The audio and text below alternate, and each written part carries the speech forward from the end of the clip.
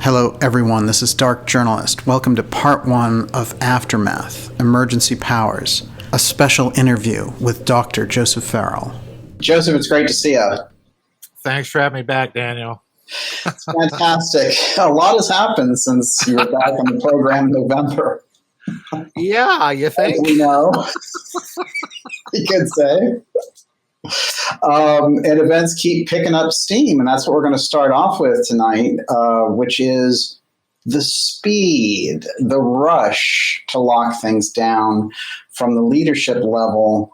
Of course, it started in earnest with the COVID aspects earlier last spring, and now it's really gone into overdrive with the election and everything that followed. And now we have a new administration that has rolled in, and their big signature item, besides transgender bathrooms, apparently, is the domestic terror bill, which reminds me of another kind of emergency power that was executed back January 31st, 1933, and that was the Ermächtigung Gesetz, the Enabling Act in Nazi Germany. That is a crucial thing, because what people have to remember was that formally and legally, the Nazi regime was simply a continuation of the Weimar Republic. What the Enabling Act was, it was that act that gave Hitler and his Reich cabinet, the German government at the time, like the German government now, had a federal cabinet just like we do. Okay? Mm-hmm. What the Enabling Act did was it allowed Hitler and the Reich cabinet to legislate by decree. And in fact, it gave him dictatorial powers. And in other words, the legislature voted to give its authority to the Chancellor of the Reich, who in effect, if you don't know what the Chancellor is in effect a prime minister, okay? Right. Separate from the President of the Reich. And one of the first things Hitler did under the Enabling Act, after President von Hindenburg died in 1935, was he consolidated the premiership, the chancellorship, with the presidency of the Reich, so that all functions of the state cohered in him. And then another crucial result of the Enabling Act, and I'm just waiting for this one to come through, Daniel, in this move to make all of us deplorables domestic terrorists, right, is the change in the oath that the German armed forces took. Because under the Weimar Republic, the German military took an oath to defend the Reich, the Constitution, and its representatives, rather similar type of oath to what our American military currently takes, to defend the Constitution against all enemies, foreign and domestic, Right. What Hitler did after President von Hindenburg had died was he instituted a new oath. What Hitler did with the new oath, it read, Ich schwöre bei Gott, I swear by God, that I will execute my offices and so on and so forth, loyalty to the Oberbefehlshaber, the supreme commander of the German Wehrmacht, Adolf Hitler. So in other words, the oath was changed from an oath to the state or to the nation to a personal oath of fealty to Hitler himself. So in other words, and you have to know the German mentality for how huge a step that was. The Germans, if you know anything about Germans, they are intensely loyal. I mean, their word is their bond. And that change of oath is highly significant because it consolidated even more power in a very specifically cultural way into Hitler himself. So I'm just waiting. We've seen as you've pointed out, we've had our Reichstag fire with, the storming of the Capitol and so on and so forth. Yes. And now we have this domestic terrorism bill, Right. which looks to me, if not an American enabling act, at least a step in that direction. I mean, we've had Patriot Act and, all of this stuff, and now even more is being consolidated in Washington, D.C. by the lying circus, which is now what I'm calling the American federal government. Right. Not to cast aspersions on the Red Baron and the flying circus, but I think you're absolutely correct to view the Enabling Act as an ominous parallel to what we're seeing going on now. Absolutely. It's fascinating because what we're seeing in a very short period, and the rush is on, as we say, but it was on with the Enabling Act in 1933 because you've got basically a short period of time between the Reichstag fire and this Enabling Act. It's like a week, basically. Yes. And we know it was suspicious to start with. And, Professor Scott likes to call them deep events, 9/11, the deep event, Watergate, the deep event, and how this invisible entity comes in, changes things, and then backs back out of the system, and that there's a huge policy shift. Right. That's how the American deep state has operated. This is very interesting because the entire election then becomes a deep event. Right. And I think it was. Yeah. And the reason why I think it was is if you look at the evidence, and I don't care what the other side is saying, there's massive evidence of voting fraud and a stolen election. But the way they have parlayed that is that it's now the official narrative that nothing happened. I mean, or at least the quasi-official narrative from the media that nothing happened. So in other words, they're using the event to drill home the idea that we, the voters, are absolutely helpless to do anything to correct the situation in this country. And trust me, Daniel, that has me scared for one reason and one reason only, and that's the geopolitical fallout that's going to come from it. Right. Because we've just telegraphed to the world that our deep state is not even capable, the Russians call it not agreement capable, okay? That we're not even capable of keeping our own political covenants with our own people. Yes. Now, if you are the Chinese or the Russians or the French or whoever, do you want to do business with a nation state that's that out of control? Definitely. It does. It shakes everything up. Yeah. The geopolitical fallout from this are going to be with us for years. Now, they're going to be successful in covering it up for a while because, Mr. Globaloney is spread all over the world. Think of Madam Merkel and her own recent version of the Enabling Act, incidentally, which, says if you don't accept the COVID narrative, and we're going to lock you down. Yes. Well, fortunately, some German state constitutional courts are overthrowing that, but courts can say whatever they wish. If they don't have the means to enforce what they're saying, then it's pointless.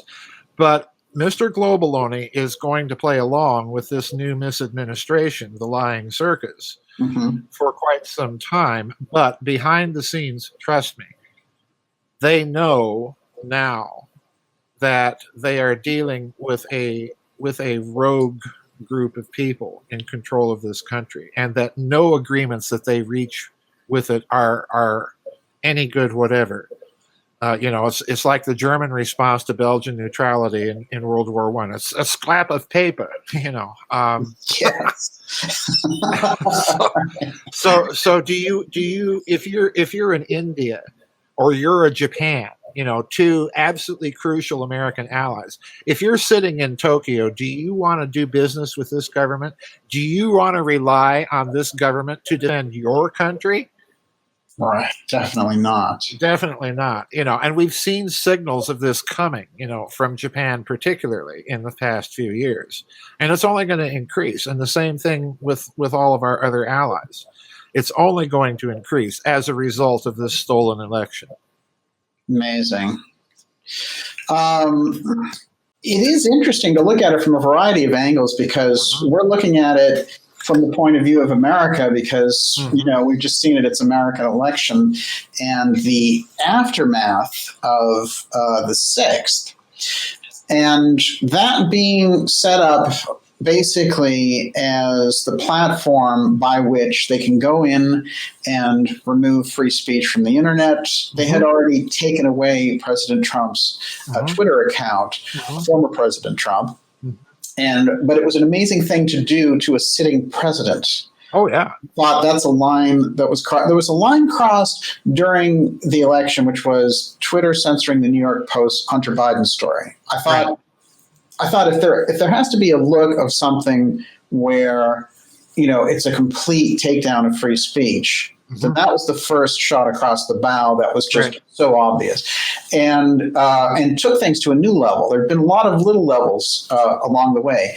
Taking away the commander-in-chief's ability to speak. He's the guy who's in charge of the country's military in the case of a nuclear attack or whatever it was, to remove his ability to communicate. Wow.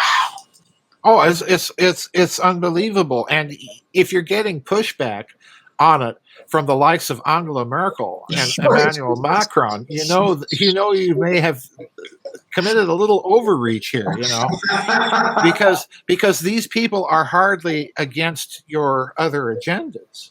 Right. But the other thing that comes as a Even consequence, they're one way. Yeah. Well, yeah, the other thing that comes as a consequence of this, as you say, is just before the doggerel inaugural,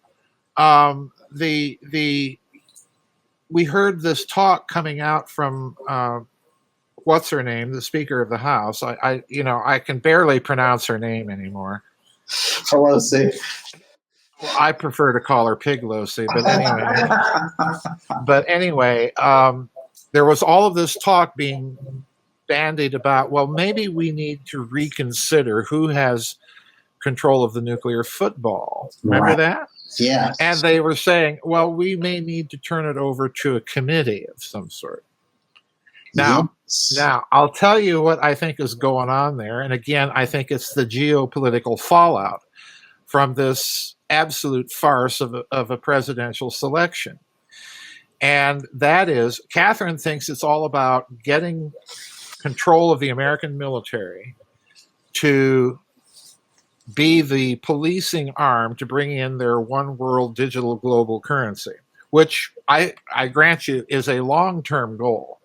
Yes. I'm not disagreeing with her, but I think that there's a much more fundamental short to mid-term geopolitical goal that they have in mind.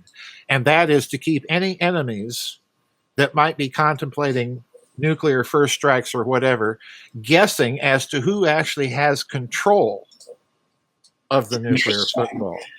It's much harder to decapitate, to launch a decapitation strike if you don't know who's got the button. Wow. Now, yes. The other concern I think they had is that President Bidenenko, as I'm now liking to call him because of his Ukrainian connections, President Bidenenko is, I think it's evident to probably most of your listenership, it's certainly evident to most of mine, that he's not quite all there, And I'm reminded of that little line from Dr. Strangelove when the president is calling the Russian premier and saying, well, one of our generals went a little funny in the head and launched all of his bombers against your country. Yeah, Dimitri, calm down, Dimitri. So I'm thinking, okay, we've got a senile dotard who is a grifter, and likes to smell children's hair, and all of this. We've got this guy who's not all there in the White House, and I think they're all that Pelosi and company are less afraid about Donald Trump doing something crazy with the nuclear football as they are Joe Biden.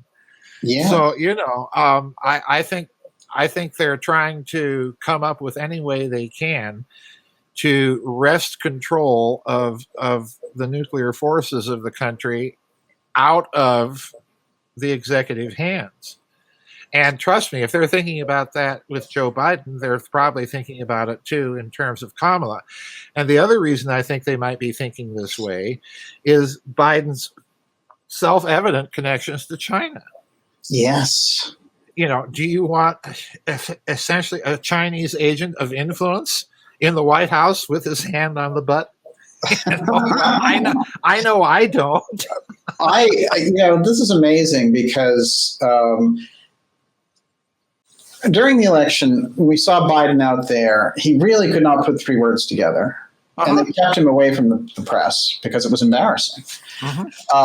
They souped him up. They hyped him up for the debates, but it got very rocky anyway.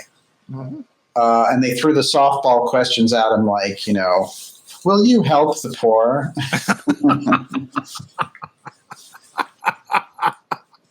Are you concerned? Considering your great track record on the environment, sir. Yeah, exactly. And we all know how they laid this out. But it is interesting to me because Pat Buchanan, the columnist, said, we have never had a more enfeebled president. And I was thinking, if we go through the presidents, it's really true. It is very true. It is not even Reagan, when he was clearly beginning to, suffer the signs of elderly dementia. Not even Reagan was this bad. I mean, this man is, he looks like a shattered Tinker Toy construction. We've got all of these pieces and shards of personality lying around that they have to occasionally scoop together, when he goes on TV. And in fact, since we're talking about enfeebled, I saw a video that someone sent me, and I have no way to verify if it's true or not. None of us do. They can do anything with these videos now. True. But I suspect that it may be true. And the reason why is Biden is there at the Oval Office desk signing things, and he says, I don't know what it is I'm signing. Yes. You can hear him mumble this. Yes. And someone just says, oh, just go ahead and sign it. So in other words, this guy is a puppet. Right. He didn't prepare those executive orders. They were all prepared for him, and he's just there to rubber stamp them. He doesn't even know what he's doing. Yeah. And I think they're prepping the narrative there too. Yes. To bring in who. It seems designed that way with Harris. Just, it's almost like even on their side, they have to acknowledge that his faculties aren't there. Yeah, they're not. Yeah, they're clearly not. It's fascinating. I went through the various presidencies, tried to find any comparable situation. I really couldn't. The only thing I could find that was in the ballpark maybe was Ford. And Ford was younger and certainly more vital, but he hadn't been actually elected. He had been selected VP after Agnew got out, and then when they took Nixon down, there he was. And they were positioning him with VP Rockefeller, and there were all these attempts on his life to install Rockefeller. This is what it feels like. It's got that feeling. Yes, absolutely. I totally agree. And he was only president for a year and a half. So, I mean, that's what it feels like. It's got a, when we get into these 2-term presidencies, Reagan's second term, it was clear he was going to win because with the powers of the presidency, that's typically how it goes. Clinton had the power of the presidency into his second term, Bush and Obama. The only ones who didn't were Jimmy Carter, and who, basically the deep state was really upset with at the end, and who had the Iran hostage crisis and all that. Anybody could have beat him. And then Bush, who they needed to lay Clinton in there after 12 years of Bush-Reagan. So there's no real comparable piece in history. And when you remove a second term like that, it's almost like, if I looked back to the 80s and I looked at the Reagan presidency, it's almost like if they installed Mondale there and just whoosh, that election. Yeah. What kind of a weird, freak, upside-down world would we have had then? Oh, totally. And while we're talking about messages and signals, I think it's highly significant that President and Mrs. Carter decided not to attend the inauguration. Yes. They're elderly, certainly, and they do have some health problems, as we know. But that has not precluded President Carter from attending other inaugurations. And I definitely got the impression that was a message, that he wanted nothing to do with it. And I don't blame him. Yeah, right. Well, because he offered to go to North Korea last summer, so obviously he feels like he could still travel. Right. So it wasn't that, and I agree with you. He's someone who comes from a place of integrity, regardless of his politics. Right. And just like when he called out President Clinton for pardoning the embezzling billionaire Mark Rich. Right. So. It is interesting. I think you're right on the money there with Carter. And Carter knows deep state action. He's witnessed it up close. Yes, absolutely. You mentioned the Iran hostage crisis. That was total deep state action, as far as I'm concerned. The whole business of the October surprise. His national security advisor, Gary Sick, you recall, wrote that book shortly after Reagan got into office about the October surprise and how that was all engineered. Because bang, Reagan got in, and within literally hours, Iran decided, we're going to release, the hostages. And the impression was created, well, Iran doesn't want to mess with Reagan. Right. We're looking at the same thing now. Biden gets into office after his doggerel inaugural. And we have Iran announcing to the International Atomic Energy Regulatory Agency, whatever it's called, that we're going to go ahead and metallicize uranium. And I'm thinking, and what do we need to do that for? That was amazing. Yeah. That's like the second Trump got out. Mm-hmm. Let's talk about, for a moment, in lead up to all this, the unusual last days of President Trump in the office. Mm-hmm. And I think they were very unusual and extremely active. Yeah. In November, he activated a very old National Security Action Memorandum, which had the Pentagon defunding by January 5th the Central Intelligence Agency, drone warfare, and all that kind of stuff. Mm-hmm. Starting January 5th, from the 5th to the 20th, that held. Right. After Biden got in, we don't know what they're doing over there at the Pentagon now. I don't know how much of that is still in effect. But what an unusual thing to do. Yeah, he was making all of these strange appointments that did not appear to be appointments that a typical lame duck president would make in the final days of office. Right. It was positively mystifying to me what he was up to, if anything. Was he just lashing out? Was he privy to something else? I don't know. And I'm not, don't get me wrong here, Daniel, I'm not subscribing to this last minute. I mean, the Q people are still going on about how he's still the president and blah, blah, blah. And, holding out all these wild scenarios. I'm not in that camp at all. But nonetheless, you're right. What he was doing the last minutes in office made no sense to me. Yes. And they still make no sense to me. I can't figure out what was all of that about.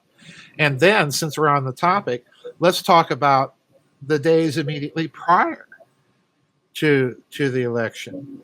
He was going on and on about the possibilities of election fraud and so on. So why, when it happened, were they not prepared for it? Yes. What was that about?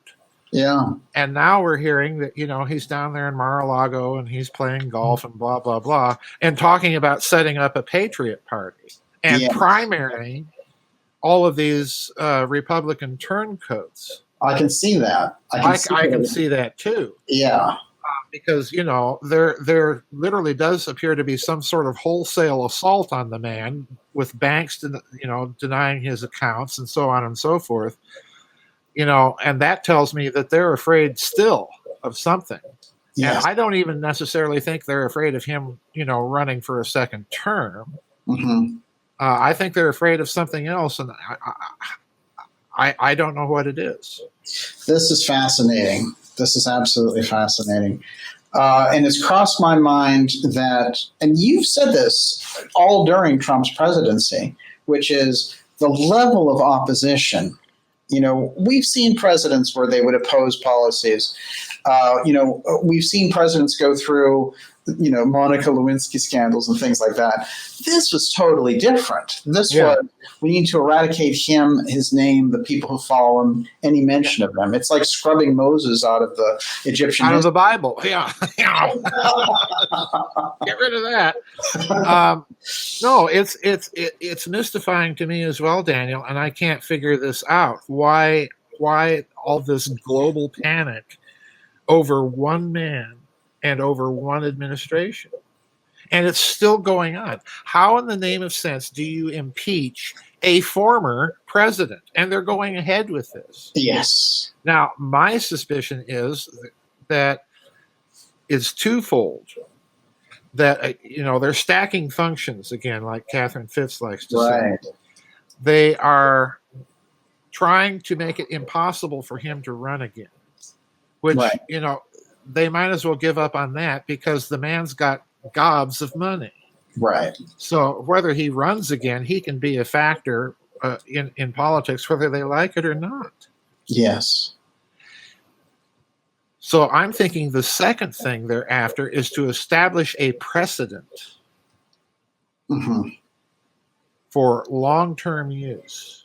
In other words, I think they are trying to use this deep state action to create a precedent to emasculate the executive completely. And the key there is this nuclear football committee idea.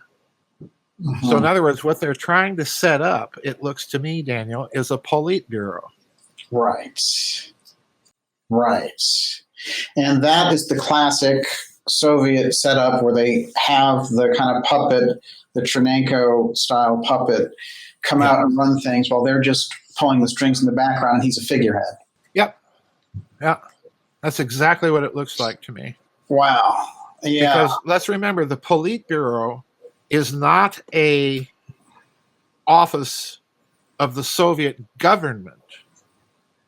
It is the high committee of the Communist Party. Right. So in other words, you're looking at an attempt to establish a party rule, and to use that party rule to gain control of the final levers of power that so far have escaped it, namely the nuclear arsenal. Wow. Yeah, absolutely. That's terrifying thought. Yeah. Put on the money. And I think that we saw unusual things in relation to nukes show up. There was this BLM leader who was there at the deep event on the 6th at the Capitol. His presence was very unusual. But one of the things in digging into his background that came out was that his stepfather was a general, a high general, and he was demoted as a result of mishandling nuclear weapons. Yep. The other thing was that the 26-year-old activist had done, strange things like Uber commercials.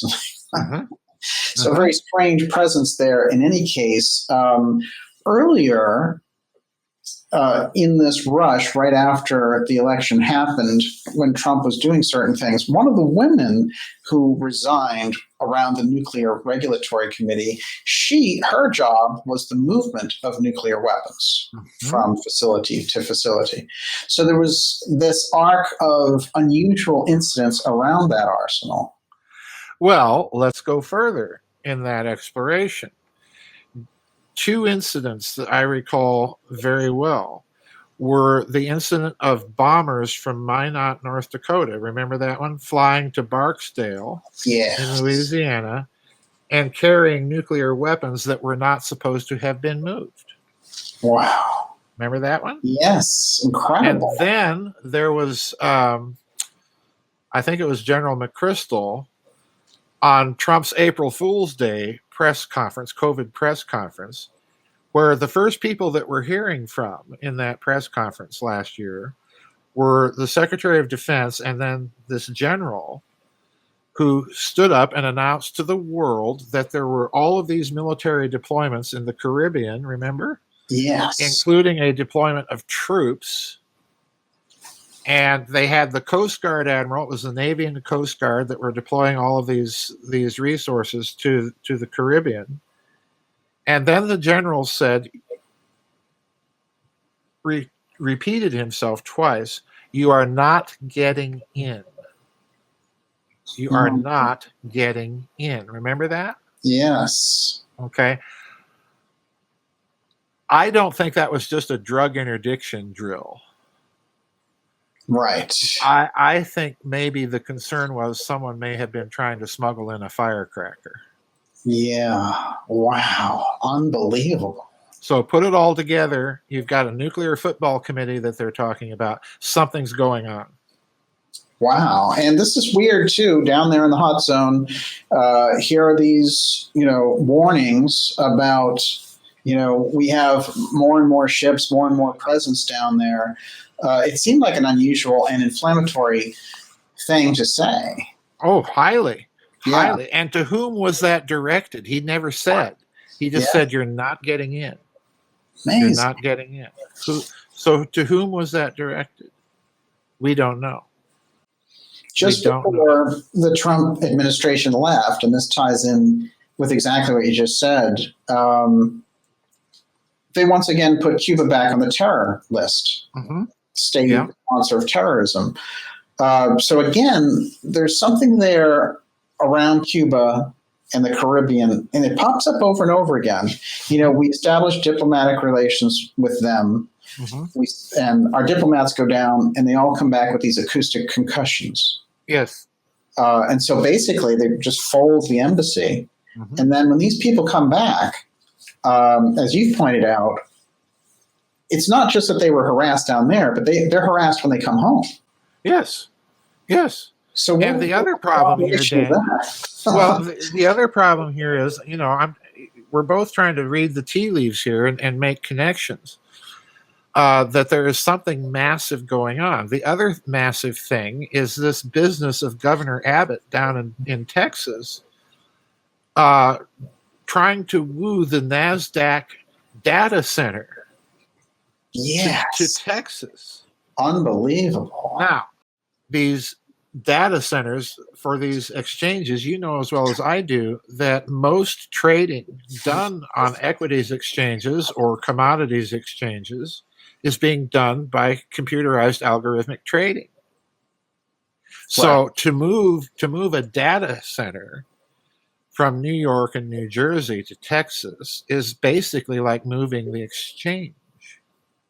Yes. So the question is, why the necessity to move the data centers for these exchanges, which are hooked up, by fiber optics to the city of London? Why are we moving them to Texas?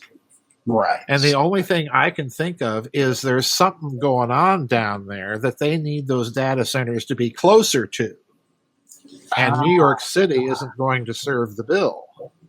Interesting. Add to that the fact that Governor Abbott said, "Well, we're not just talking with NASDAQ, we're talking with other exchanges." And I'm thinking, Chicago Board of Trade, New York Stock Exchange, Amex, the whole nine yards. And then you've got the Texas State Bullion Depository. You've got South Carolina trying to pass a bill recognizing bullion coins, any bullion coins, as legal tender. And I'm thinking, what game is going on here? Yes, because you're seeing some if you look carefully enough, you're seeing some serious pushback from states right now. Yes, absolutely. Very serious pushback. Well, this is fascinating. The NASDAQ, this is it's located in New York, but it is international finance. Right. It's the heart of that, and to move the center of that, which has been established out of New York is the connection to international finance. To Texas represents such a shift. Huge.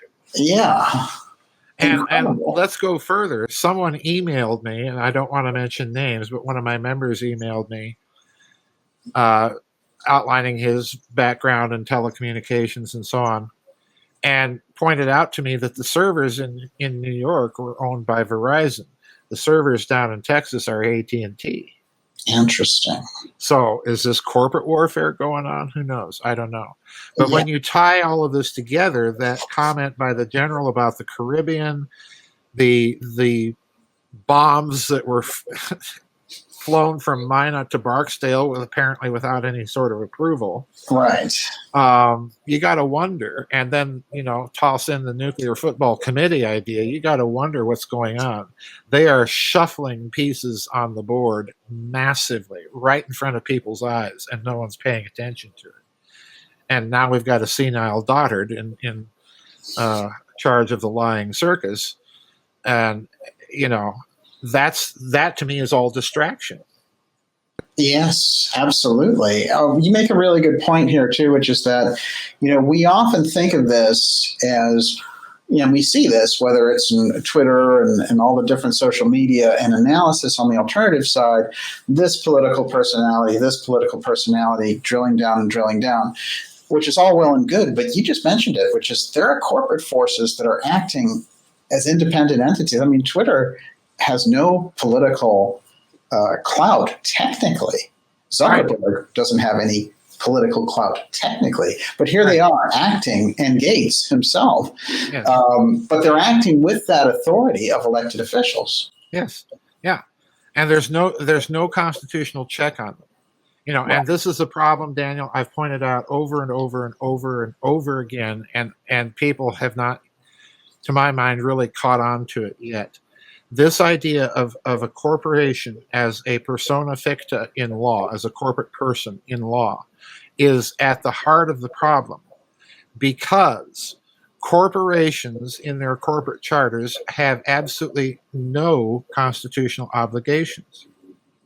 And to my mind, one way to possibly fix that is that corporate charters must include the Bill of Rights, or as I like to call them, the Bill of Afterthoughts, in their corporate charter. Yes. And if they violate those things, that charter is revoked. Wow, absolutely. It's amazing because, as we know, and we're going to get into the free speech aspect being under attack here, because it is, I've never seen such an assault on it. And when you go back and you look at the 60s and the FBI assault on free speech and the pushback against it, these same leftist people who were so upset about that, the Noam Chomsky type people, they know. Yes. They've seen the movie, and now they realize, they're coming for us. Mm-hmm. They're not just coming. This is the interesting thing. They do want the populist Trump-style supporter. That's their number one person. They're calling it white terror, which is one of the most ridiculous things I've ever heard in my life.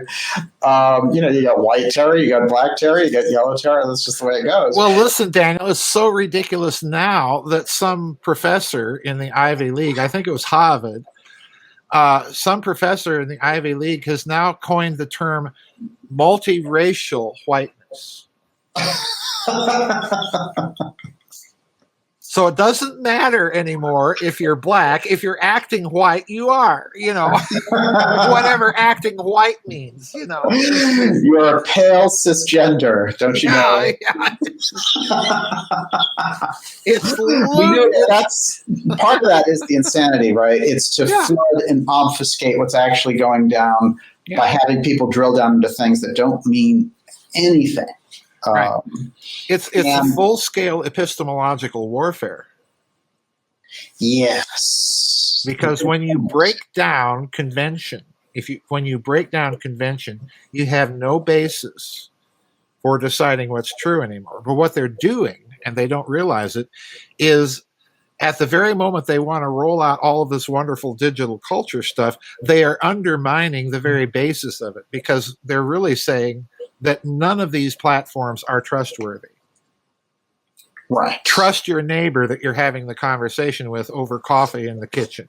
That's what they're doing. Right. Yeah, absolutely. This is all, it's really incredible because we're starting to come at it and look at it one step back. I mean, you go one step back, the picture is very, very unusual. One of the strange things, and of course, even before the election, daily things were picking up in an odd way. And it was almost like every day things were different, in such a bizarre fashion. One of the things that caught me during the run-up to the inauguration of the Biden administration is what you said, and you mentioned it in relation to Q, but it came out in these strange ways. And I'll mention it here. People who are familiar with the alternative media side will understand and appreciate some of these people. And I'm only pointing them out because I think it's interesting. It seems to me like they were all getting the same phony intel, the kind of junk conspiracy. And here's how it went. We had figures coming out of the blue like Simon Parkes, who is this kind of marginal figure over there in the UK who does some alternative stuff about aliens. And suddenly he was speaking authoritatively about having this information that Trump was going to be sworn in, everything was okay, the plan was steady, all this kind of stuff. Then the Steve Pieczenik type stuff, the former CIA intel guy talking to an Alex Jones type guy, coming on there and just flatly stating, I will stake my career and reputation that Trump is going to be sworn in. There will not be a Biden administration, all that. And, all these people on different sets of the spectrum allow themselves to be, fall their own sword with these predictions because they apparently thought that they were getting direct intel or whatever that misinformation machine was still pushing that right to the last minute. And as you said, beyond the inauguration. Yes. What is that about? I genuinely think that part of it is about keeping people addicted to inaction through hope porn. Right. I really do. And it's another way. It's also looking to me like a classic intelligence dye the waters operation. In other words, you plant a bit of information that is so-called insider information, and you track where it goes. You track the network. You track the flow of the current by dyeing the waters and seeing how it behaves. I think part of it is literally mapping the connections that are out there, so that when they do try and shut it down, they know exactly where the crucial nodes are to strike. Wow. It's a large-scale data mining operation mixed with hype. Right. Fascinating. Because I was exactly like you in my reaction to that. I was like, where is this coming from? Because I went very deeply in my reports leading up to the inauguration, showing where the legitimate court battles were over legitimate state counts and electors. And so there was a lot of that reporting. Even on the Trump side, the Bannon guys, they would do their show every day, and they'd be going down that road. that's like a technical analysis.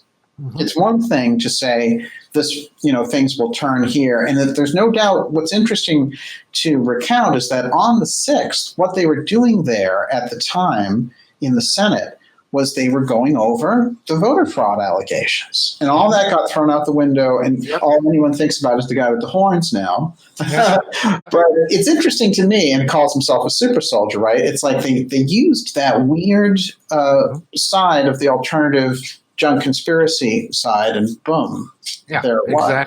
Exactly. To me, that's classic misinformation operation. Right. Desinformация, as the Russians say. It's a classic KGB sort of operation. And the reason I'm mentioning that is we have to remember that besides the American deep state and intelligence community and, the Bannons and the Clappers and the Pecheniks and so on that have been involved in this mix, we've also got to remember there's other intelligence agencies out there that are very, very skilled in this sort of thing. So the disinformation part of it may not have even been coming from within the American deep state. It might have been coming from foreign actors or corporations. Who knows? Wow. They're all players in this. It's quite a soup. It's a soup. Yeah. The Mossad definitely is. It's interesting to think about the types of disinformation programs that they have. Sure. And the Iranian intelligence arm.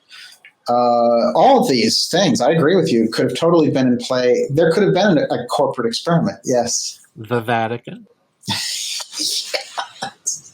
I used to tell my medieval history students that the oldest political chancery in the world in continuous operation is the Vatican. Yes. That's quite a body of experience. And now we're hearing, there were Vatican satellites involved in the election steal, So, yes. It's everywhere.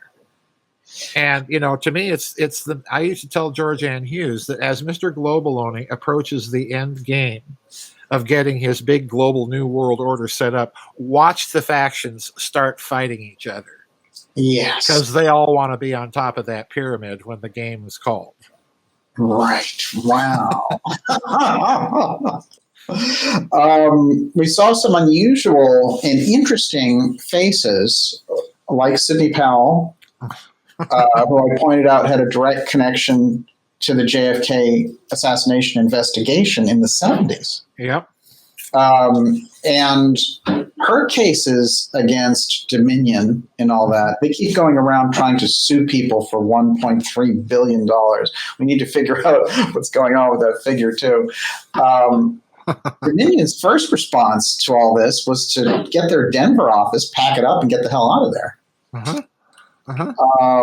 Patrick Byrne, the former CEO of Overstock, he was out there a lot and presenting things. It's almost like there were people who understood, what was happening in the background, and there needed to be some sort of public conduit for this. And so we started seeing these very interesting figures who were not usually associated with the political scene show up. Mm-hmm. Yeah. And that's going to increase. That's going to increase. We're going to see. My prediction is, Daniel, since you've mentioned all of these people that have come out of the woodwork, my prediction is we're going to see a lot more coming out of the woodwork in the next few weeks. Wow. Yeah, we really are. I mean, stop and consider. We had that raid in Germany of servers. Yes. Remember that? Yes. How much of that has come out yet? Very little. Practically nothing. Practically nothing. That's going to come out. Yes. And I strongly suspect you're going to see, again, this is part of the geopolitical fallout here. I strongly suspect you're going to see other countries and their media start breaking some of this stuff. Right. Why? I go back to the Baghdad Museum looting. Who broke the story? Who broke that story? Der Spiegel. Right, right. Yeah, it wasn't American media. Yeah. Our good friends and loyal ally, the Germans, broke that one, So I'm just waiting for it to happen. It was a Lebanese newspaper that broke Iran-Contra. Yep, that's right. You're absolutely right, which is just because you control the media here, it doesn't mean it's not going to get out. Think RT.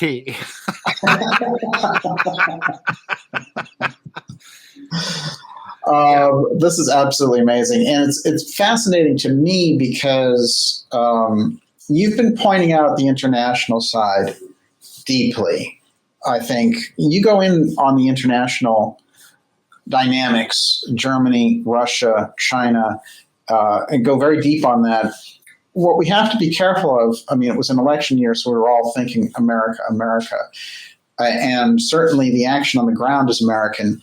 But these forces around the entire thing, it's almost like a number of people were looking at America as a very tasty pie that they wanted to chop into different parts. Mm-hmm. And that's why you get all these strange things in this election, which has not existed in other elections. And I've tracked other elections and gone back and read about them for years. The dynamics of this one were completely bizarre. They're off the chart bizarre. They're off the chart bizarre because there's clear indication of foreign influence in the steal, but it's coming from the most unlikely of places. It's not Vladimir Putin. Right. It's Italy. It's the Vatican. Obviously the Chinese. It's all of these other players out there. And to me, this is the other geopolitical fallout that people really better wrap their heads around. They would not be taking such action if they had not concluded that the American empire is in its death throes. They would not have been so bold had they not concluded this. And again, like I say, the results of this election are going to ripple for a long, long time. Yes.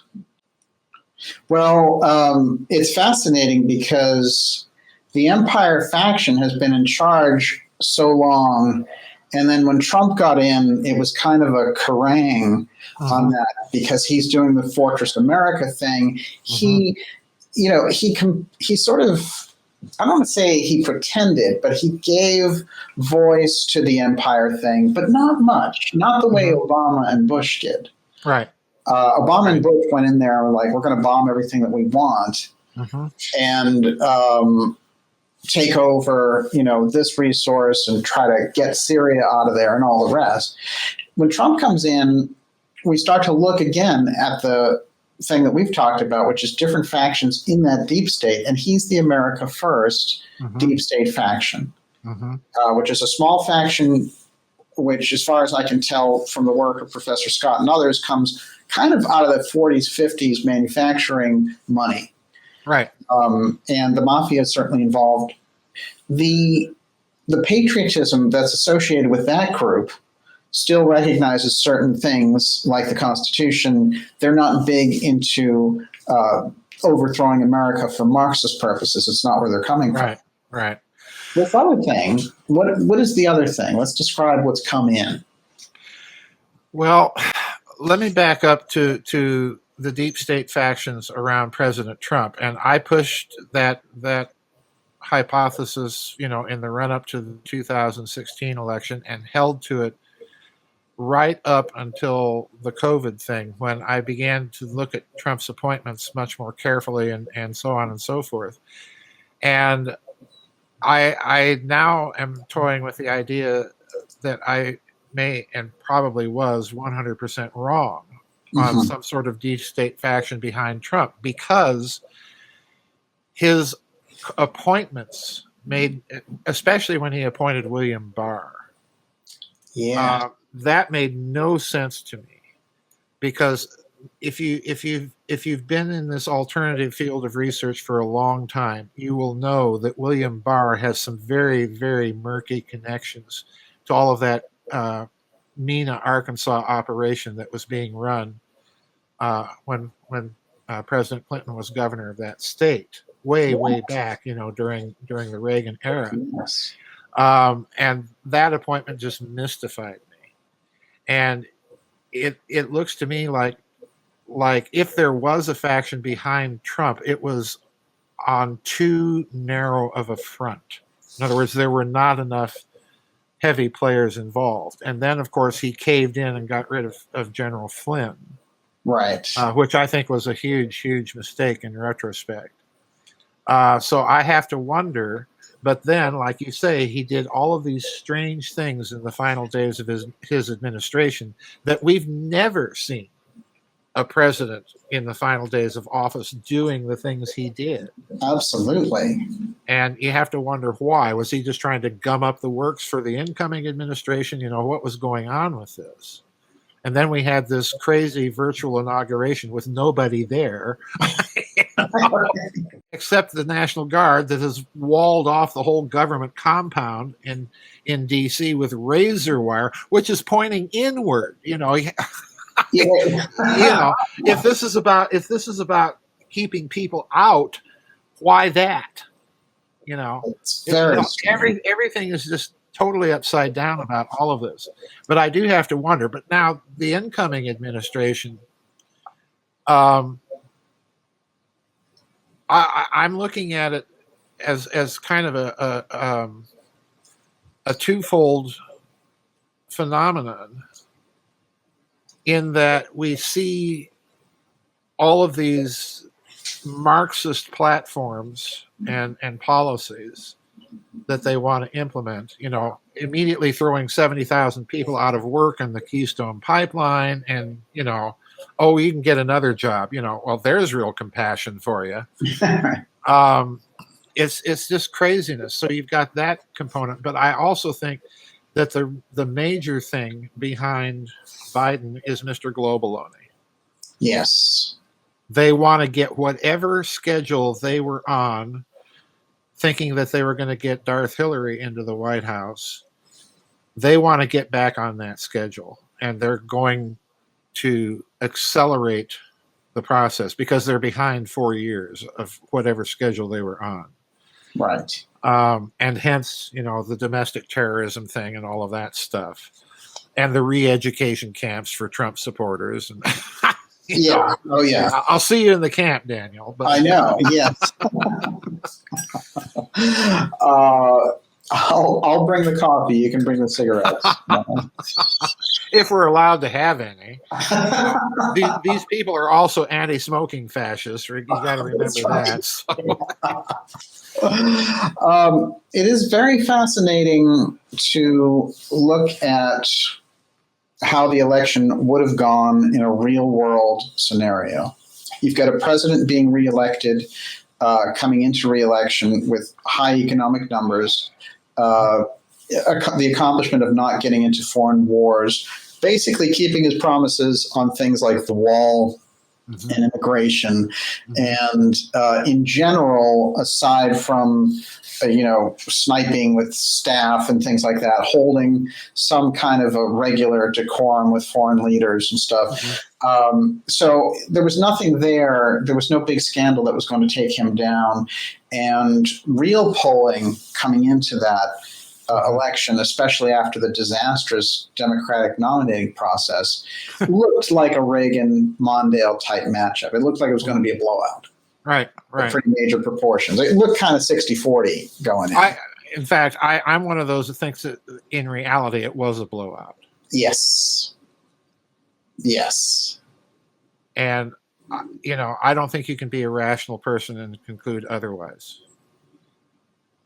Which tells us how far down we've come, that there are so many people believing the narrative.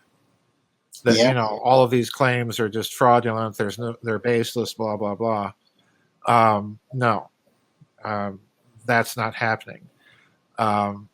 It's almost as if it's been deliberately designed to produce a real division in the country, more or less along party lines. Right. Which is again, part of me is thinking that, okay, if you've got all of these liabilities in the pension funds and so on, and you're trying to walk away from them, what better thing to do than to promote secession movements? And I mean, the secession chatter on the internet right now is off the charts. Right. It's off the charts.